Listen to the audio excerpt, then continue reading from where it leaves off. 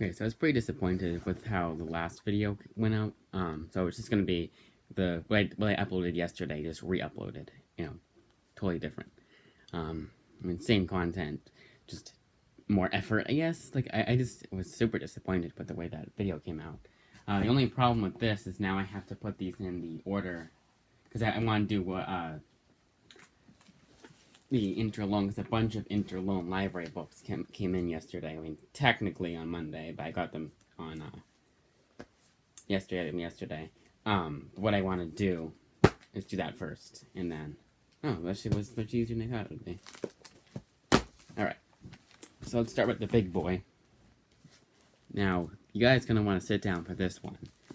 So, thick omnibus like this. Not only is this Grant Morrison's entire run, and you're gonna see the price, and it's more expensive now on Amazon because it's technically out of, I think it is actually out of print.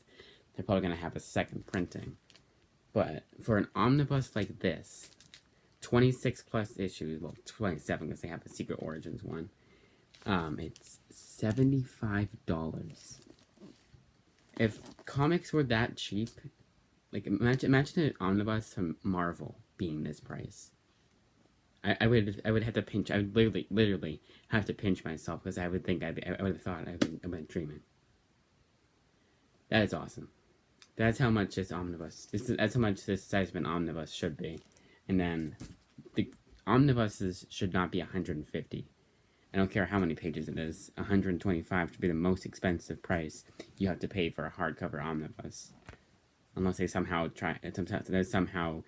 find a way to make it 2,000 pages, and the binding isn't like, because you can only have an omnibus be so many pages before it all goes haywire. Basically, I don't know. Before like the binding breaks and before binding issues, and because you can't do that. Avengers, I like this retro cover.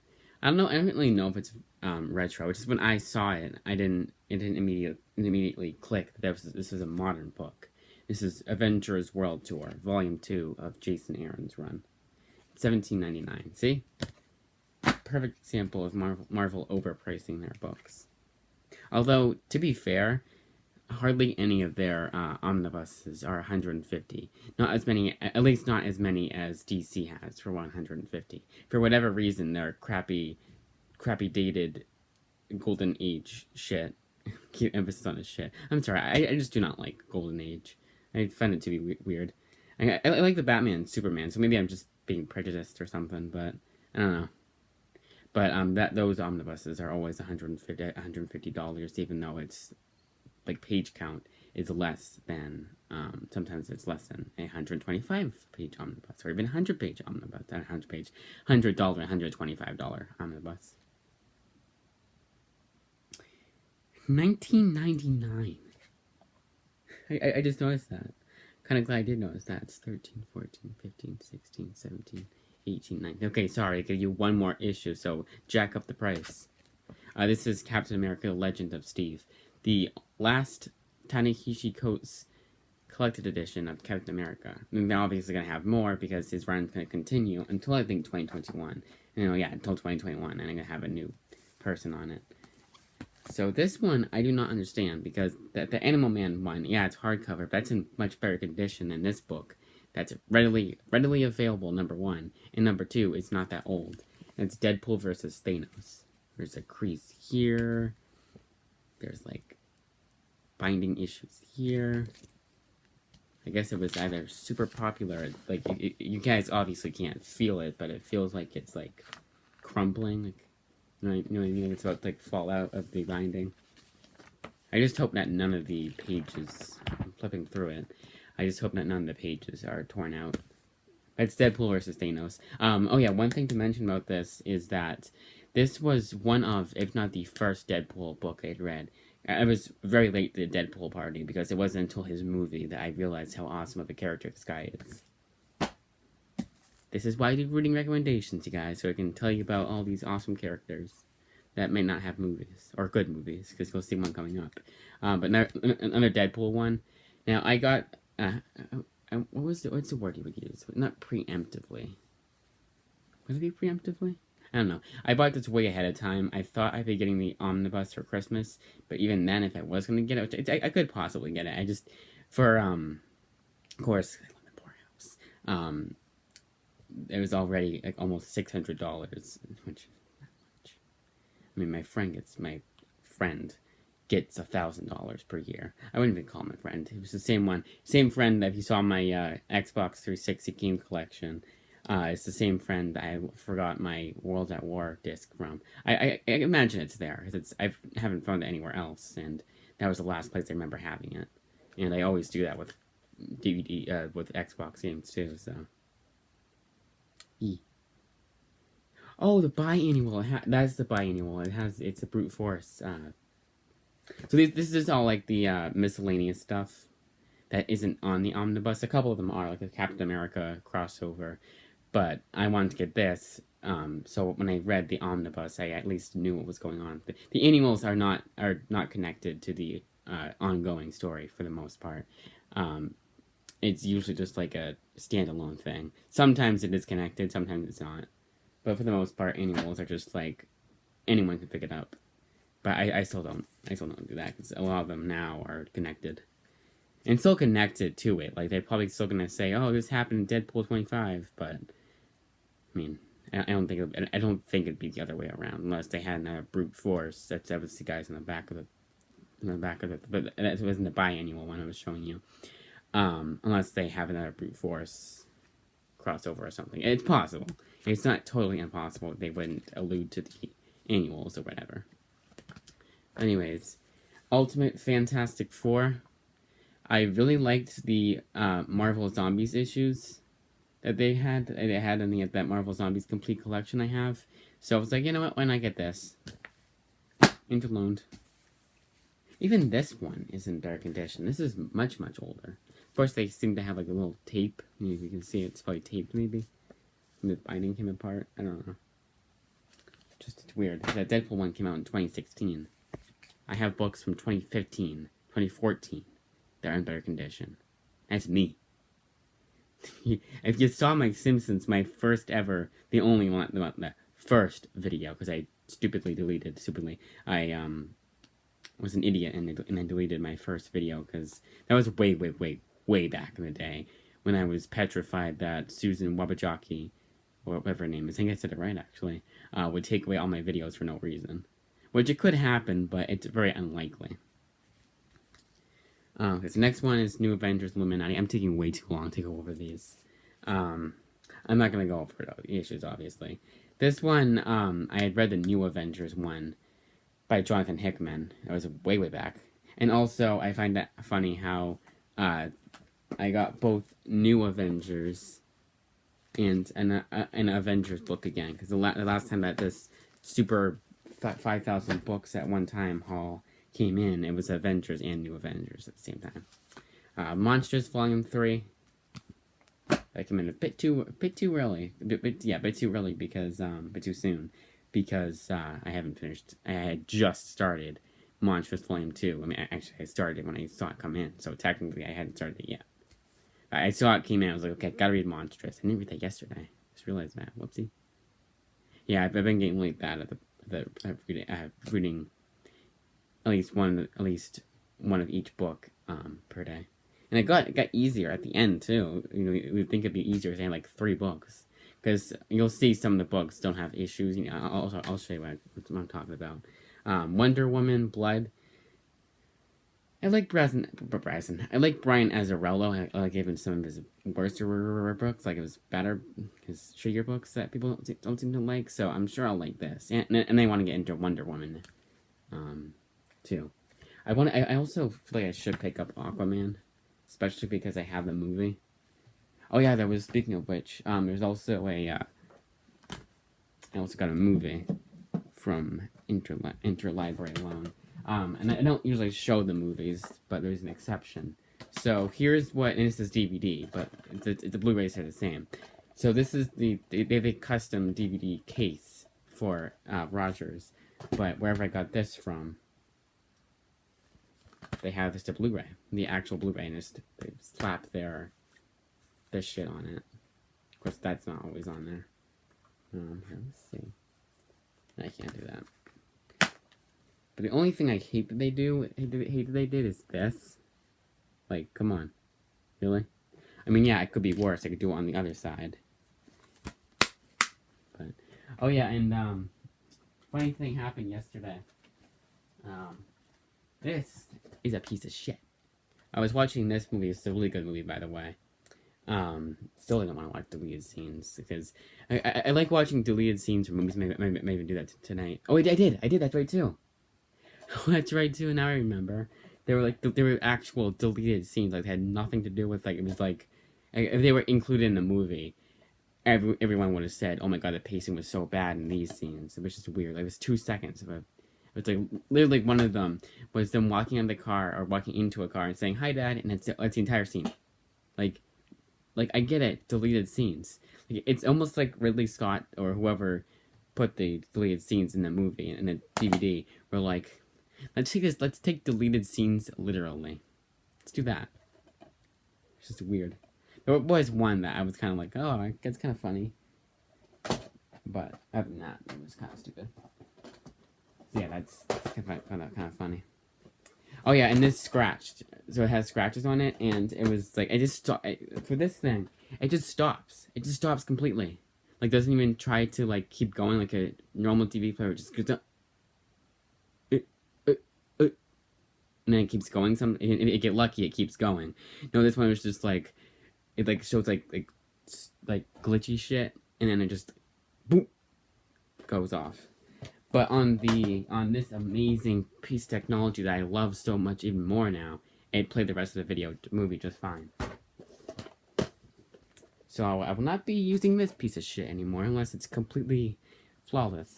It was working really good too. Because I watched more than one movie on that. Because yesterday was Napoleon Dynamite, and I flipped over the disc because it was one of those older ones. Because Napoleon Dynamite is an older movie. I mean, 2004 old, but you know. But where it had one side was widescreen, the other side was full screen, and the widescreen side was the most scratched. So I had to watch the rest of the movie in full screen. And finally, I'm sorry for all these non sequiturs, all this, filler shit. I don't know. Fables Book 2, the only one I was like, yay, cool. I'm so excited. Isn't this great? Yay, I can't wait to read this. It's not overrated or anything. I didn't have second thoughts. Nope. Okay, to be fair, what I had done is I had read the first issue and I really enjoyed it. And that first volume, which would have been the soft cover volume, not the hardcover volume. It's two of these, two soft covers that make up a hardcover. The first soft cover volume I really enjoyed. Then the second part was like, in the second soft cover volume, I was like, yep, this is my jumping off point. But I preemptively bought this, so I hope I get the word right. So I have this to deal with. Hey, at least volume 3 of this didn't come in yet, because I haven't even finished volume 1 yet. Yeah, from now on, I'm gonna wait till I finish the book, and I'll just wait. Instead of having it in my friggin' thing and worrying about not being able to finish it in time. Because interlibrary loans, they're like, you have to meet this deadline. I don't care about any excuses. You are making this deadline no matter fucking what. But for their books, they're just like, just put it in wherever, man. Just bring it back whenever, man. Because of COVID. But they're more strict when it's not, the whole world hasn't exploded. This one's pretty good so far. You'll be seeing a reading recommendation for this, and of course all these books pretty soon here. But this one's pretty good so far.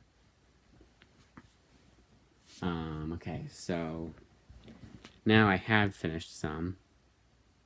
7 to Eternity, just a completely muddled mess. And had it not been for me rereading, technically, because I had reread it, I don't know why I was about to do air quotes. I had reread it because I had read it previously.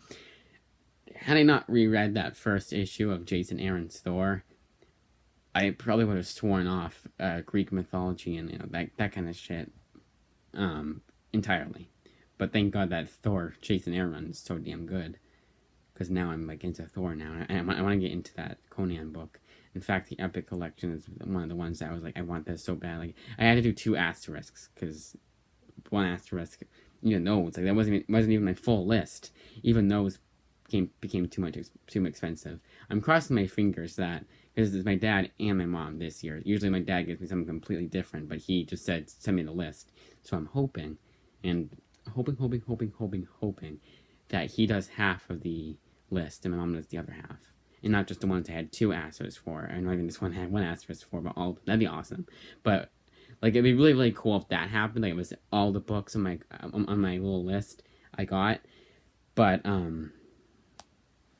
I don't mind it if it's just the 1 asterisk one, and of course the 2 asterisk ones too. But okay, so again, sorry for all these. Sorry, 15 minutes. I'm still glad about this cut, other than the other cut. Chew, Volume 1. It was a comic. It was by Image. That was so damn good. I already got Volume 2, and I was not upset that I did. Beauty. I stopped after issue 1. I was like, and it wasn't like I totally hated it. It was just, I can't see myself rereading this. I can't see myself reading any more of this. I kind of feel like it become a pain in the ass after a while. Giant Days, more Lumberjanes than Rain Telgemeier. I mean, I know that's not the one I had said that for, but it was also that same. It was like the same demographic for Rain Telgemeier's books. I had to write these down because I don't have the books with me because I turned them in. Curse Words, another one where I was like, yeah. Is Thor by Jason Aaron anything like this? Because if it is, I'm fucked. And thank God it wasn't. It's just like with 7 to... It was better than 7 to Eternity, but also not one I'd ever read any more of. It's kind of stupid, actually. And I don't think I like Charles Soule as a writer, except for his, which I haven't read in a long time, so my opinion could change. But his Return of Wolverine is the only Charles Soule one I've really read, because he doesn't have a whole lot. I don't think that he does, but I just don't pick it up. He does a lot of Star Wars. But besides that, I just don't like his writing. I hated that. Return of Wolverine. Death of Wolverine is the one I liked. I don't know if I accidentally said Return of. It was the one that is the one I liked. The one I didn't like was Return of Wolverine.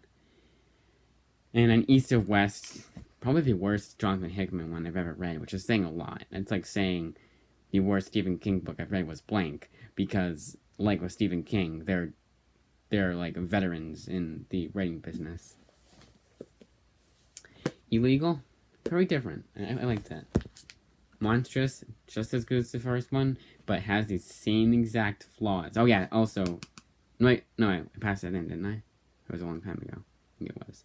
But like with Volume 1, I hate that stupid Professor Tam shit. It's just like, it's stupid. It makes the pacing, even though it's the last page every time, it just makes the pacing go, and it makes me not want to, because when I have 2 issues of a book left, I just read those all in one day. Usually it's one issue of a comic per day, especially when I have 14 library books to finish all in one whatever, into 1 month. But still, so I like to read at least, because the omnibus is gonna take me forever, and the Fables one, so I know that those will take a while. But like the smaller ones like this, I know aren't gonna take me that long. I'm sorry this is taking so long. Speaking of taking long, so I'd like to finish those by whatever.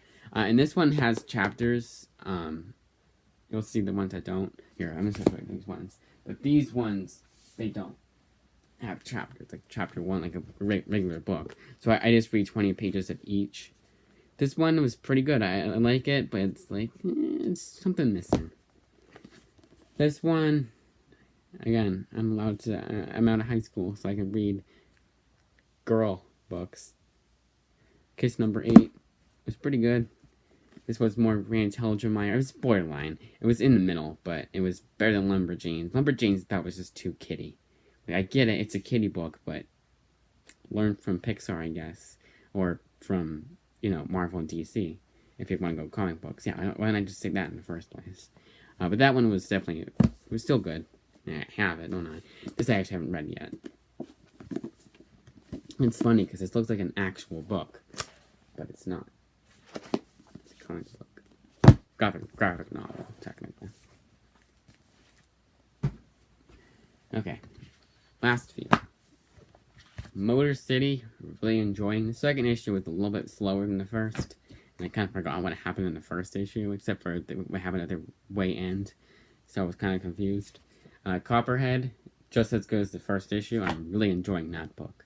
It's definitely not overrated, because two big names had said it was really good. They had read it, said it was good.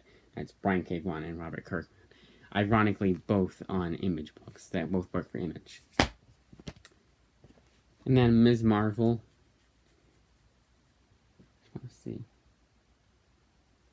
Yeah, they do say they are all Image books. Because they say Brian K. Vaughan, Saga, last man, like they, in parentheses, just tell you what he wrote. Saga is so damn good, and that's like the pioneer. It's like Jerry. That's like Stan Lee levels of commenting on how a good book is, which ironically he had done for Marvels. Anyways, Ms. Marvel. This is a review of Volume 2, not Volume 3. Although I did read one issue of this.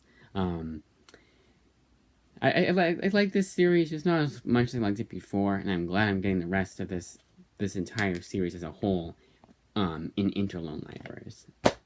Let's just say I'm not exactly upset that the series got canceled. I mean, it's gonna come back. Also, it's gonna come back. It's gonna come back anyways. Jesus, it's gonna come back anyways, like next year. But this current, it's called The Magnificent Ms. Marvel. Actually, that's getting canceled. Actually, it's kind of weird.